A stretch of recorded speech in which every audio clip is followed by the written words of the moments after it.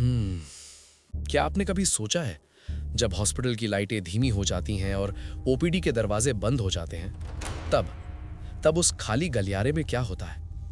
देखिए, हॉस्पिटल्स में एक नियम है, 12 बजे के बाद ओपीडी में कोई नहीं रुकता। लेकिन लेकिन मेरे अस्पताल में असली ओपीडी रात के ठीक 11:50 पर शुरू होती थी। मरीज वो नहीं जिनका शरीर बीमार है, बल्कि वो जो जिस्म छोड़ चुके हैं पर अपना दर्द नहीं छोड़ पाए। मैं डॉक्टर आर्यन, और मैंने उस रात वो देखा जो मेडिकल साइंस की किसी किताब में नहीं लिखा। ये कहानी कोई मनगढ़ंत किस्सा नहीं है, ये एक गवाही है। रात के ठीक 11:50 अस्पताल का गलियारा किसी पुराने कब्रिस्तान की तरह बिल्कुल शांत था। मैं नाइट शिफ्ट में नया था। सीनियर डॉक्टर ने जाते जाते बस इतना कहा था, इमरजेंसी देखना, पर ओपीडी की फाइल्स को मत छेड़ना। वहां कुछ यादें धूल फांक रही हैं, उन्हें जागने मत देना। मैंने हंसकर उनकी बात टाल दी। साइंस का स्टूडेंट था ना, भूतों पर यकीन नहीं करता था। मैं अपनी कुर्सी पर बैठा ही था कि मेरी नज़र खाली काउंटर पर पड़ी। वहाँ एक पर्ची रखी थी। उसे उठाते ही मेरी रीढ़ की हड्डी में एक ठंडी लहर दौड़ गई। पर्ची पर मरीज का नाम नहीं था, उस पर मेरा नाम लिखा था, डॉक्टर आर्यन, और बीमारी के कॉलम में लिखा था, सीने में पुराना बोझ और सांस में घुटन। तभी दूर गलियारे में एक घंटी बजी। हवा में फिनील की गंध गायब हो गई और उसकी जगह एक पुरानी सीलन भरी महक ने ले ली। मैंने सामने देखा, नर्स स्टेशन पर कोई खड़ा था। वो नर्स नीलम थी, लेकिन उसकी यूनिफॉर्म आज की नहीं, 90 के दशक की थी। मैंने कांपती आवाज में पूछा, ये पर्चियां कौन लाता है? उसने अपनी स्थिर आंखों से मेरी तरफ देखा और कहा, उम्मीद सर, जो मर जाती है तो यहीं भटकती है। तभी ओपीडी की लाइटें झपझपाने लगी। खाली कुर्सियां अपने आप खिसकने लगी, जैसे कोई अदृश्य भीड़ हॉल में दाखिल हो रही हो। मेरे सामने एक के बाद एक धुंधली परछाइयां बैठने लगी।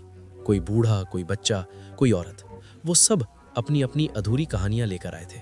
मुझे समझ आ गया था, ये जगह शापित नहीं है, ये एक वेटिंग रूम है, उन रूहों के लिए जिनकी बात जिंदा रहते किसी ने नहीं सुनी।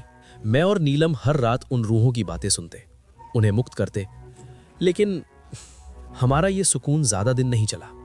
एक सुबह अस्पताल प्रशासन ने फैसला सुनाया। उन्होंने कहा, यह पुराना विंग बेकार है, इसे तोड़कर यहां पार्किंग बनाई जाएगी।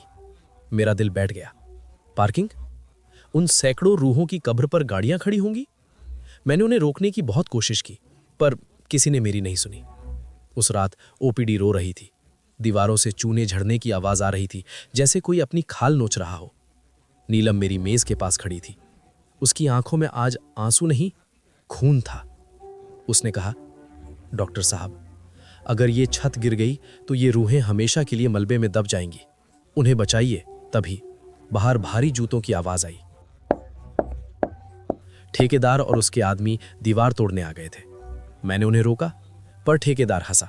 उसने कहा, अरे डॉक्टर साहब, भूत भूत कुछ नहीं होता। और उसने अपनी हथौड़ी दीवार पर दे मारी।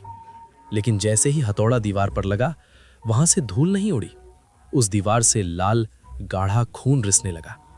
पूरी इमारत कांपने लगी, कुर्सियां हवा में उड़ने लगीं और छत से लटक गईं। ठेकेदार की चीख निकल गई। नीलम अब ठेकेदार के ठीक पीछे खड़ी थी, अदृश्य लेकिन बेहद खतरनाक।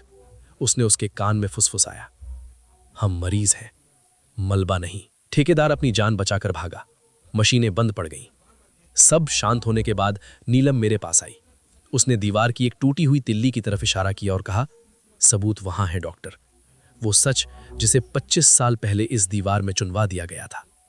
मैंने उस रात वो दीवार तोड़ी और मुझे उसके पीछे सिर्फ ईंटें नहीं मिली, मुझे वहां कुछ ऐसा मिला जिसने इस अस्पताल के पूरे इतिहास को पलट कर रख दिया। नीलम की मौत कोई हादसा नहीं थी, वो एक गहरी साजिश थी। आखिर क्या मिला मुझे उस दीवार के पीछे, और क्या हम ओपीडी को बचा पाए? ये जानने के लिए अगले भाग का इंतजार करें। कहानी अभी खत्म नहीं हुई है, रात अभी बाकी है।